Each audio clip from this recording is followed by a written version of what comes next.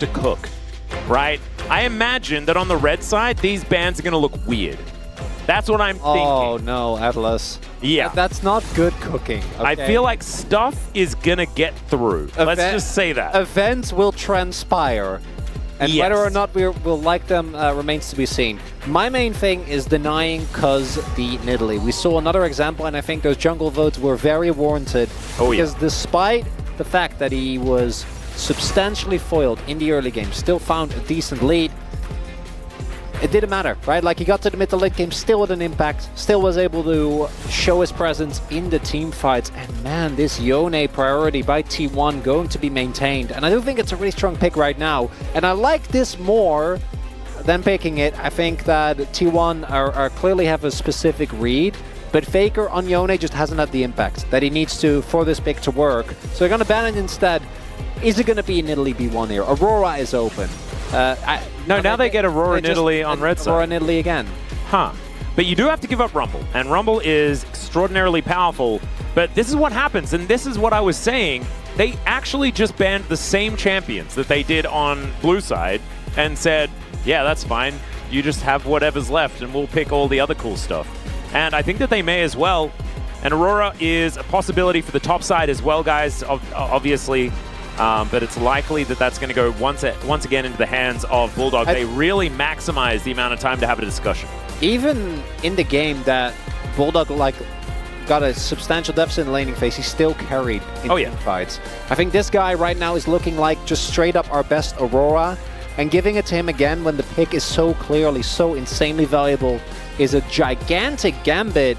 And as we have repeated many a time, T1, if they end up losing here, not going to be eliminated or anything crazy like that, but it is going to make their life harder. And if they lose here against Guangdong, then that series against BNK, it gets even more pressure added on top of it. And there are a lot of other factors, but yeah, Cuz has got a Nidalee again, Atlas. Yeah, he's 9-0 currently on the Nidalee. We were talking a lot about the Rakan that was also very, very good for Andal, and the Tristana for Bulldog. Those, like, the Tristana was banned. That is certainly good news. Okay. The Vi is going to get through. That will be the answer to Cuz this time around. I think gives them a bit more firepower and also holds people on equalizers, which is going to feel fantastic. I like Vi Ari, Vi LeBlanc.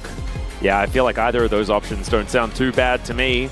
Or they could just lock down a high priority AD carry, like a Kai'Sa fits into this composition very well. I would love an Ezreal personally, just for being playable into Aurora. Not going to be the case. It's going to be the Azir.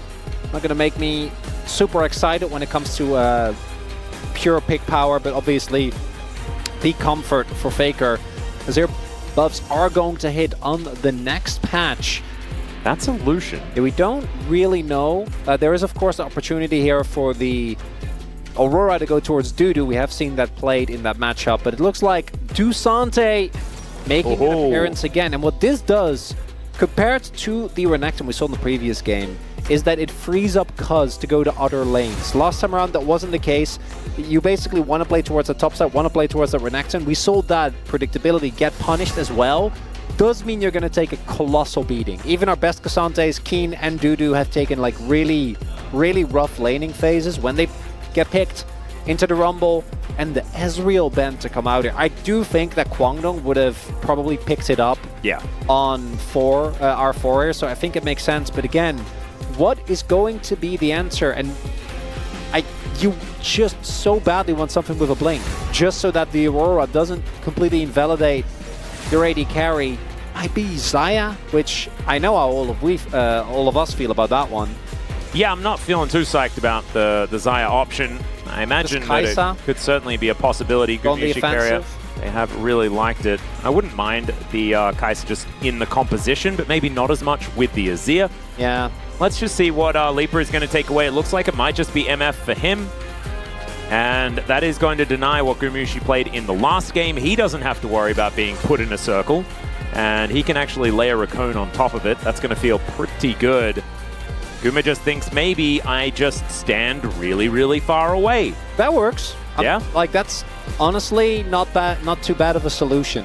So you can either try to go mega aggressive, right? Try to go and dive together with the Vi, or you can take the up. Whoa! So what? That's Varus. We have not seen a Varus in a good amount of time, everyone. That champion has not been at the forefront of the meta. Is also receiving some pretty... I think it's on the next patch that he receives buff. Might have been on this one, because they basically did like a kind of a mini rework. Yeah, the little mini rework did happen on this patch, where they just changed around where a bunch of his numbers went. I don't exactly know where that kind of left the Varus, because we just haven't seen it, guys.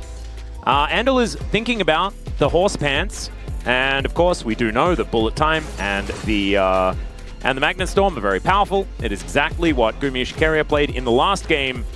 And Kwangdong Freaks, pretty well-rounded draft here, I have to say. But T1, this time around with a lot more power picks under their belt.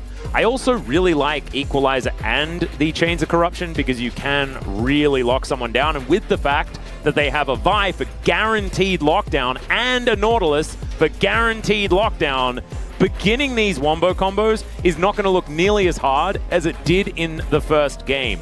And that was something that the space brought up as well. I do agree with that, but I also think that a lot of that CC, carry notwithstanding, unless Faker gets a big sweep, is going to be mostly single target. And I find it hard to see how the damage dealers on tier 1 are going to live when Aurora puts them in the basket with MF standing outside, throwing an ult on top of everyone. Throwing apples in the basket? Oh yeah. As it were? Yeah, could certainly be a very, very dangerous situation here, as we're looking for some Teemo. Yeah, the Antara Teemo. But we're not, I don't think we're going to get it. And just remember, guys, the T1 skins are releasing today. The World skins are going to be coming out, and so that is extraordinarily exciting. None of them being represented in this particular game. Yeah, between that and the emotes, yeah, you know, the Bulldog Bite It, the T1 Go, it's a good day. Yeah. It is definitely a good day. Being creative. Precisely. Time for us now, though, to get onto the Rift for game number 2. See whether T1 can shore things up, utilize the blue side effectively, and bring us to the final game of the series. Let's do it. Let's hop onto the Rift right now.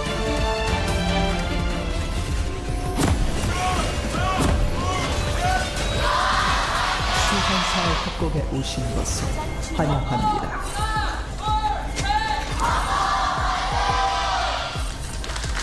All right, here we are, ladies and gentlemen.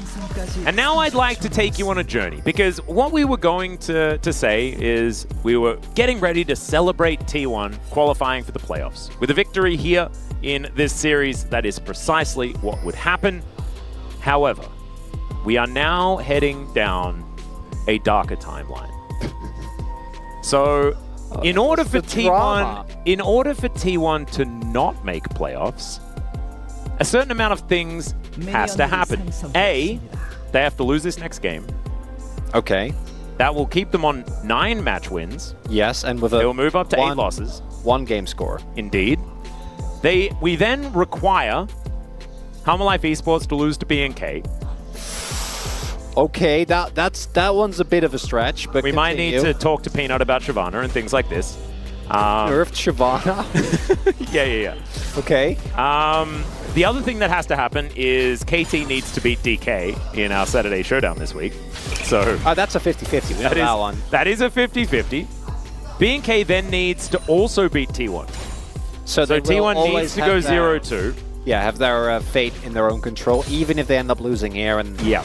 Okay. So, and basically everything bad has to happen for T1 not to make playoffs. They are almost just there. And then on the flip side for Kwangdong, just to put it in perspective for everyone, if they get a 2-0 here, realistically, if Halma-Life beat BNK and T1 beat BNK, all they need to do is win against DRX. Yep, they don't even need T1 to beat BNK in that instance. Yeah, because if they beat DRX, then they will still end up pulling out, because the Kwangdong game score is actually pretty good, which is why the previous game matters so much. Also, I took another closer look. So the mini rework, where they kind of tried to tune down the fact that he was, just meta for 2 years as either an AD carry or as a lethality carry or as a top laner. Very safe, or oh god, don't have to that.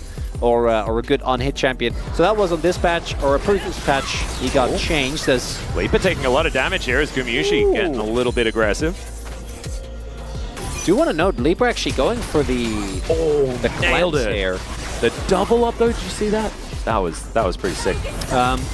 Yeah, the cleanse is an odd one, but he did actually just utilize it. No, it was actually really... So getting the cleanse into the ignite obviously feels great. You can also use it for the root on Guma's ultimate specifically. It's just because there's also Vi, and there is the Nautilus ult, and, which obviously are uncleansable. But so Varus did get buffed on this patch. Also, Witsand got a pretty decent buff, so I'm like, is Guma just cooking, and are we going to see like a crazy...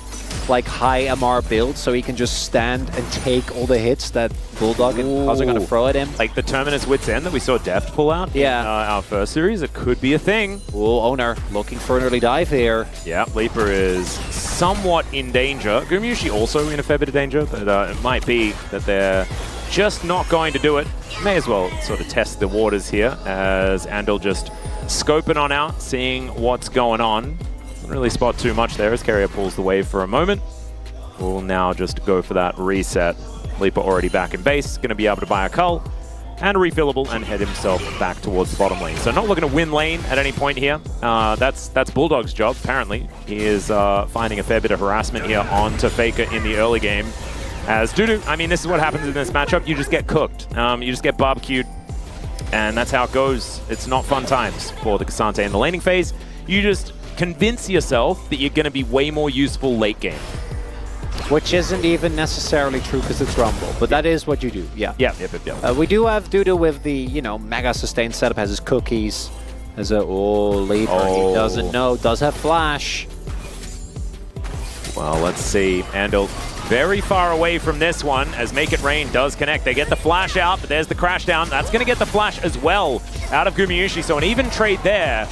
Squanong Freaks retain, you know, some control on this wave.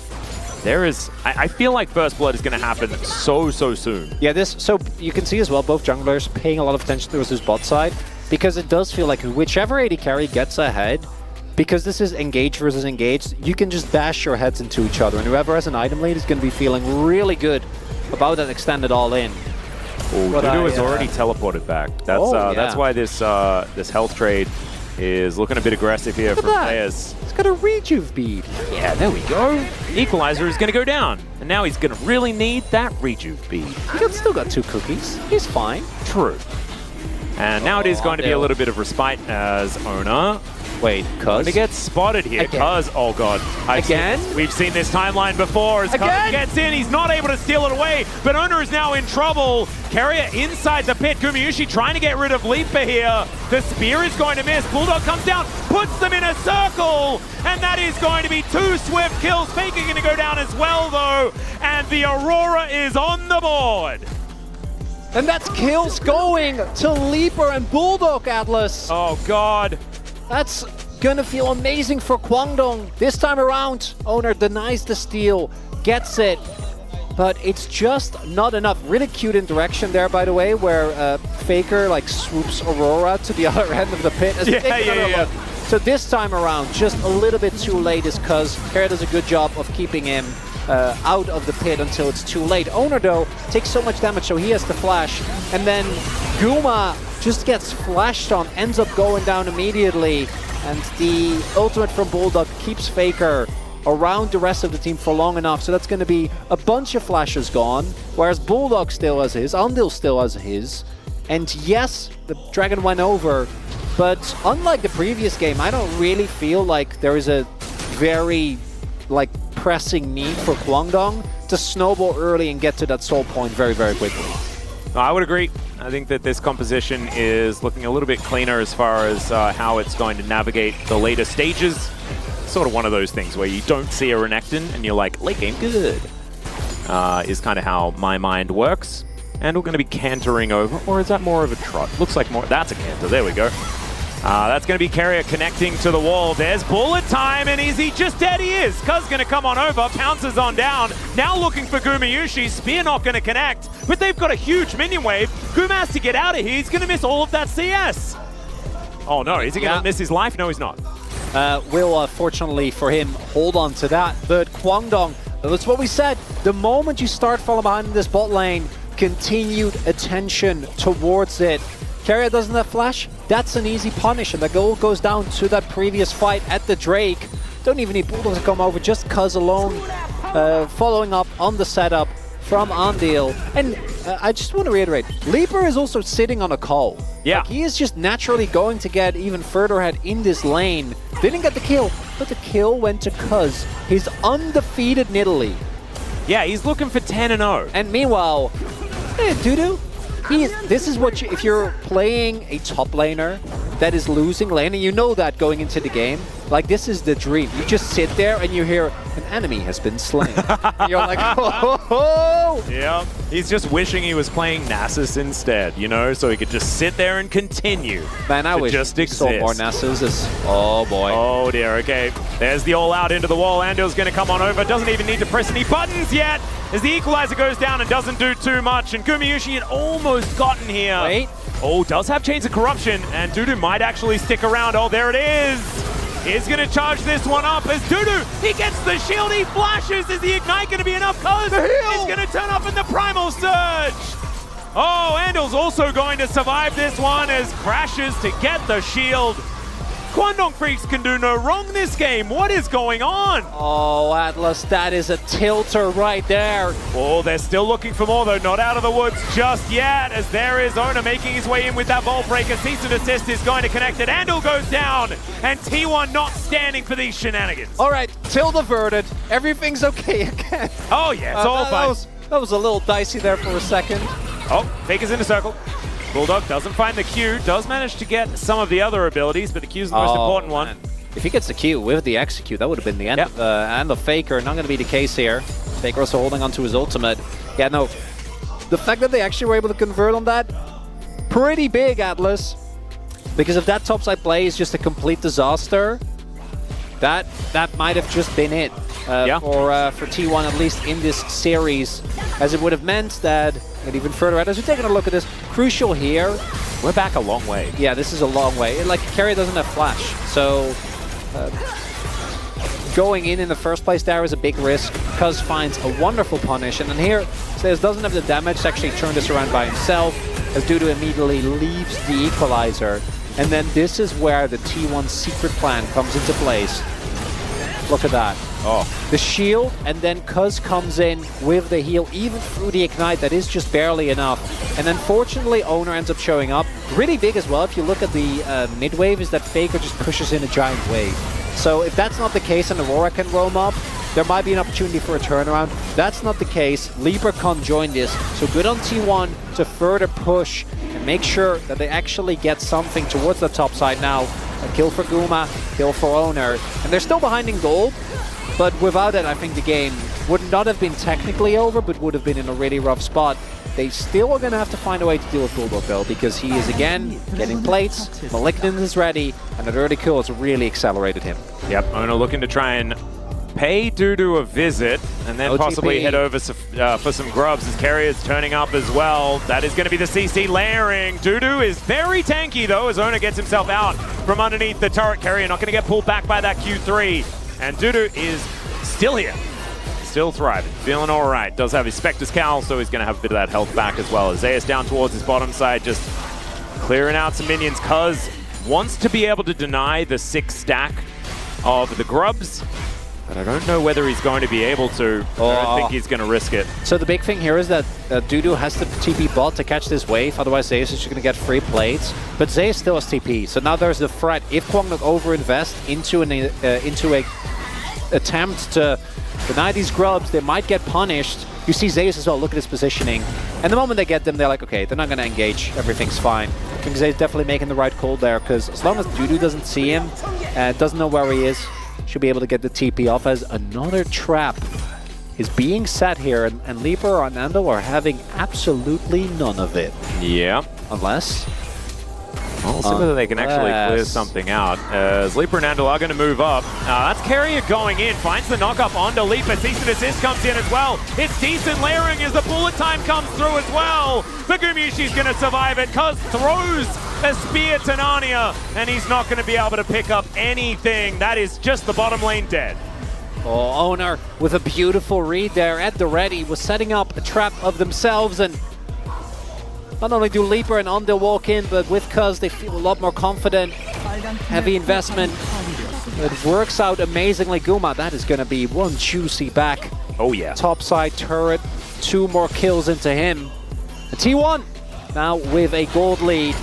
Not enough by itself, but as long as Guma has flash, should be able to do a decent job of staying alive in these team fights. Only the Rune King now going to be done. And we'll see what ends up. I imagine it's just going to be like Blade, Ginsu's, like the old kind of on-hit build, and then what, Wits End Terminus, or Terminus Wits End. I don't mind an early Wits End in this specific game. We'll see what he ends up going.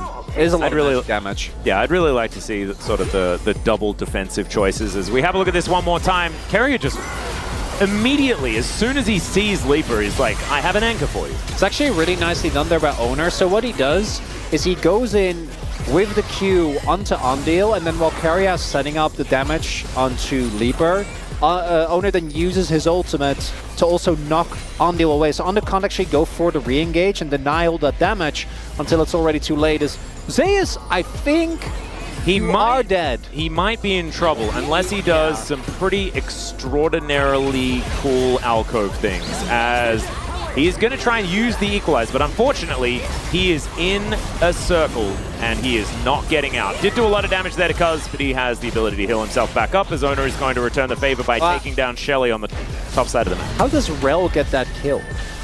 Well, you see, Ondil didn't ignite. Like, it's Rel of all the champions. Hooves. The power of hooves. Yep, just trampled, you know, as Leaper is going to stand his ground and will be able to destroy that minion wave. Faker getting to work here on this bottom side, just clearing out those minions that are heading forward. Remember, 6 grubs are there, so if ever T1 has some spare time in a side lane, these turrets will evaporate. And gold, 1,000 in it. Not really a whole lot, and it's a mountain soul this game as well. I have a feeling T1 probably pretty happy about that. Really creates a lot of corridors on the map and allows you to find some pretty nice equalizer positions if you can push your opposition into them. Still, I guess Misfortune probably likes that as well. You can create a lot of artificial terrain with Bulldog's ultimate as well. That can certainly work out. This is going to be a really important dragon fight here, because the gold, it's a slight lead for T1, but I don't think it means that much in the grand scheme of things. Like, looking at the item finishes, no one is particularly far ahead. Obviously, Guma is accelerated, but if you look at what Leaper has, still a lot of combat power there between the BF sword, and I think the finished Cole being a really big factor in that, as well as the BT. So now it's going to come down to who finds the better setup around this dragon. And crucially, like, Guma's flash to me is the biggest thing here. The fact that he's able to flash out of an engage of a Bulldog is absolutely huge. Carrier thus far has been on point with these engages. We'll have to see how Kwangdong pilot this, because Leaper doesn't have his flash. Not up yet. Cleanse, as mentioned, help a little bit, but I don't think that alone is going to be enough. Well, only on the ward. Yeah, waiting. Not actually starting up this dragon just yet. And on vision, Kwangdong Freaks don't really need to worry about it, as they're going to go in. Circle does go down. Bulldog immediately turned on and exploded. Andal finds a decent Magnet Storm, but they're still not able to find any kills at all. T1 will wipe them out in this fight. And Dudu is just trying to flash for his life. There is an outer turret here, because and Leaper are out of this one, and T1 can go for a dragon if they'd like one. That is going to be the dragon, and I think T1 might be looking for a dive as well. Faker's pushing the wave. Yep, Dudu is going to turn up, trying to push them back in here. There's the all-out onto Zeus, and Harpoon, with the help of Piercing Arrow, is going to be able to take him down. Faker is finally going to turn up, find some Sand Soldiers to deal with this misfortune, and because he knows that he's dead, he's going to see whether he can take Zeus with him. The answer is no, but at least he gets a flash. But T1, they'll also get a turret and the first Mountain Drake of the game. And it looks like Kwangdong get the jump onto T1, but that's not what happens here, Atlas. They're more than ready. Look at this, the flash from Owner there is the crucial thing. If they can kill the Vi, that alone might be enough. That and the wall from Faker to get the initial CC down, deny Bulldog the ability to get out, even if he's taken a big chunk of damage. And I gotta say, if they kill Owner there, like also the ability to then immediately just keep the Aurora in place could have been taken away. And then obviously this is fish in a barrel. This is it's apple picking. Yeah. You know, it's not. Well, I mean, you can either really. I guess they're either trapped in a. I guess they can move around in the barrel, and Quandong Creek's players were moving around underneath their turret, so. Sure, whichever metaphor you prefer. Yeah, I'm fine with either. Really big win there for T1. Now building up a 4.5 or almost 4.5k gold lead. We also have the Mountain Drake going to Demaseus. He is going to get crashed into. Nice spear is going to connect there from Cuz, who does make his way down. Gumayushi is also dead because Bulldog has the ability to put him in a circle, and immediately Quandong Creek's going to fire back against T1. They might even be able to get some good damage on this outer turret. Yeah, I'm like, go to Nash. There's no Nash. We're 80 minutes in the game. This is an absolute bloodbath. And just, I think like us with our conversation about apples, felt like there was a moment of respite in this. There is no respite. There is only the fight. There was only blood. Only kills. There will be blood, Atlas. On Summoner's Rift, as Andil Ice Cold just goes for the Hex Flash. That is a very big set of kills, because that means that Guma, his bounty gets picked up. Says didn't have a bounty because he's been doing a good amount of dying. But it means that the gold lead immediately brought back to about 2k as we take another look here. It's very straightforward. Zeus just gets engaged on, and then Guma just gets Aurora. Unfortunately, I think makes the right call not to flash. Actually really like that, because there is no Baron. If there's a Baron, I think you need to flash that and hope that the team can bail you out. But keeping your flash, absolutely pivotal. Looks like he will be going for that Wit's End next. Mid lane turret's still going to fall, so that alone not enough to bring Kwangdong fully back into the game, but it does show. Can't underestimate this team, Atlas. They're still looking. Yeah, you definitely can't. 3 turrets now picked up for T1. It's a large reason why they still have that 3,000 gold lead, or 2.5k, something like that. Still not the end of the world for Quandong Freaks, so T1 going to need to do a little bit more. Try and get this one in the bag, or in the barrel, or on the tree, or wherever you want to put your apples, which I think is the theme of this game. Baron has now just spawned. There's so many different types. There's a lot of variety. Applications. It's just wonderful. What is your favorite version of an apple-based dish? Probably just Dutch apple pie. Really? You're an apple pie fan? I like apple crumble, but I guess it's kind of just apple pie. So in Dutch, you have something called, which it just translates to like butter cake, which is just, it's like 70% butter. It's delicious. And oh, heck yeah. My mom made a version of that with apples on top, like slightly tart. Ooh. So it's great. It's basically incredible. Just a crumble with a different texture and more butter. It's a slightly tart. It is a slightly tart. Oh, that's amazing. Tartatan is also banger, by the way.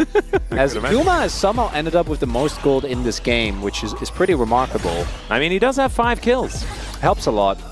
So coming into the next fight, there is a possibility for T1 to just do an Ashe. And I know that this is a meme, but I want to draw everyone's attention to the champions that they have. So they have percentage health damage on Vi, they have Leandris on Rumble, they have Azir with Nashers, and then they have on-hit Varus. So that's a fair bit of DPS. Yeah, no, that Baron is going to go down second. Actually, one of the bigger advantages I think they do have over the Kwangdong comp. Kwangdong need a good amount of time. Their Baron damage isn't really something that at this point in the game I think is going to be that big a threat, and neither team is sitting at soul point, or in case of Kwangdong, they're not even close to it. So you see as well with the wards already being set up towards the top side of the map, I wouldn't be surprised if T1 just pulled the trigger with just the 2 of them, right? Even just Owner and Faker, go for this objective in a very short amount of time. Well, Quandong Freaks wanting to set up around this Drake, 20 seconds until the next mountain is on the table. They do know that there is a Rumble on the bottom side, so he's not going to be helping with any sort of Baron or anything like that. Oh, look at the sums as well. Yeah. Basically, everything's going to be up here. Again, Guma's flash to me, probably the most important summoner, but Leaper having his available. We saw in the previous fight, tried to ult, immediate equalizer on top of him. Well, that is going to be some vision taken out here. Shattering Strike going to be avoided with that Vault Breaker as T1 gets some Banana Brush control. Spear almost connecting onto one of the wings of the dragon here as Bulldog. He needs to make his way over. I don't know if he's going to be in time. I think this dragon is gone. It's more about can they find the fight. Yeah, they do manage to get on top of Bulldog, who just puts a circle in the wrong direction. Equalizer also just sitting in the middle of nowhere as the Drake is still getting amongst it. But that is just going to be the kill onto Andal. It was in no man's land, unable to do anything. Still somehow Quandong Freaks are the ones with control of this Drake. And Cuz is over the wall, so he's not going to be able to get a smite in there. It is going to be the Dragon secured here by T1, but can Quandong Freaks keep themselves alive in the fight? As Spear connects on Gumayushi, but there is no follow-up. And Quandong just couldn't really decide what to do. They will be able to find that little hit onto Owner, who goes down exceptionally low. Same can be said for Bulldog as Gumayushi gets in there. He is going to sacrifice himself as Empress Divide will take down Dudu, and Owner is still alive. That's an ace, because Andal was already dead from before. And T1, colossal win, get the Mountain Drake, set up Soul Point, and then win the fight. Crucial there, and love this from Owner. So what happens is he goes in, smites the spell shield up, and Bulldog is forced to use his ult defensively. So he uses the dash to get over the wall so that he doesn't die, which I think is the right call.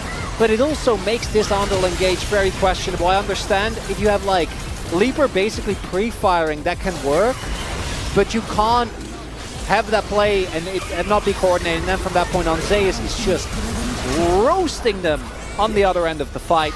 Baron in the picture-in-picture has been taken, and it's yet another apple orchard for the taking here for T1. They just have to play this slow, and you see there's no problem. Ward comes down, TP comes in. Even with a kill on Guma going over, everyone on T1 got what they wanted. Baron has been taken, and I think Atlas, in this final week of playoffs, we are going on day 1 to game number 3. Yep. Final week of layup to playoffs. Yep. It's also going to be possibly the first loss for Cuz's Nidalee so far this season, which is a kind of crazy thing to think about because, of course, Quandong Freaks are sitting at a very even game score. So there's been quite a few losses in that column, just none of them have been the Kitty Cat Lady. So only going to make it to 9 in a row, not quite going to get it to 10 as Dudu, he's going to clear out this top wave. But this is a 7,000 gold lead for T1. They have Soul Point up and available. They have Baron still for another 2 minutes time. Yeah, they've just got to cleanly move towards the enemy base and take them down. Want to draw attention as well to how hard it is to actually turn onto someone of T1. So we have Stopwatch for Zeus. We have the Banshees as Guma. Bulldog is going to put Bulldog into a circle and just take him down. Empress Divide is going to come on through, but Faker is also dead. That is Leaper falling as well, though, and you cannot cross the veil when there is an anchor coming from Carrier still. Spear's not going to connect. Andal not tanky enough. And T1 just have enough firepower with the members that they had left. That's Equalizer to help them take down Bulldog, and Owner is just a carry in his own right. He's 6-0-4 on this buy, and so I guess they don't need their damage dealers, I'm doing air quotes right now, because they've got Owner. They've got this Rumble as well, who does so much work, and Carrier can keep them in place. That is one heck of a way to reach 1,000 kills, as Owner is just going to come in and take the team fight into his own hands. I really thought that I was going to talk about all the defensive itemization on T1, that I had put a powerful curse on as immediately both Faker and Guma die. Fortunately, Owner has my back and ensures that that alone is not enough to end this one. Again, the power of stealth coming in huge, but Faker crucially buys so much time here with this setup, and without Leaper gone, there just isn't enough damage. I also feel like Guangdong knew, like, we probably shouldn't try to fight this without Leaper, but they still kind of index into it just a little bit, right? They hold up, you see some hesitation, and then there's that combo we were talking about earlier. The Equalizer, the long distance support for Owner is ultimate, ends up being huge, and those kills, I don't think they're going to amount to too much, and I want to draw attention to the Flash Charmer of Guma. That's going to be up. And really, outside of Zeus, who will just press Sonya's if you and you know, put the fire underneath you if you try to get anything done, it's most likely that T1 is going to be able to pick up the Mountain Soul here. Yeah, Spear is going to break the shield on Faker. He's standing on a ward. Doesn't really matter. They're going to be able to take this inner turret. And the rotations should be pretty comfortable if they'd like to Just make sure that mid wave is shoved in, get the Kwangdong Freaks as far away from this Drake pit as possible, get themselves a Mountain Soul, and then that would be absurd. That is going to be the Chains of Corruption absorbed, and now Bulldog's going to do it again. He bounces to the other side, and then Kumiushi's going to get out of there. Does use both of his summoners though, as now Dudu thinks he may have found an opportunity as Ona. He goes in, they're going to turn the fight on its head, but Ona's the first one to go down. There is the T1 follow-up, as Zeus, the walking barbecue, is going to be able to clear them all out. And so Ona's dead, but then he's got the rest of his mates to take care of it. Kumiushi also staying alive in that one, making great use of his flash, and we are going to a game number 3 here, Atlas. Yeah, we definitely are. That is going to be the first Nexus turret going down. Keria is going to also bring Nautilus out of his losing streak. The man was definitely underwater when it comes to being able to win, and is finally going to pop his way out on the shores of Bilgewater today and bring T1 to game number 3.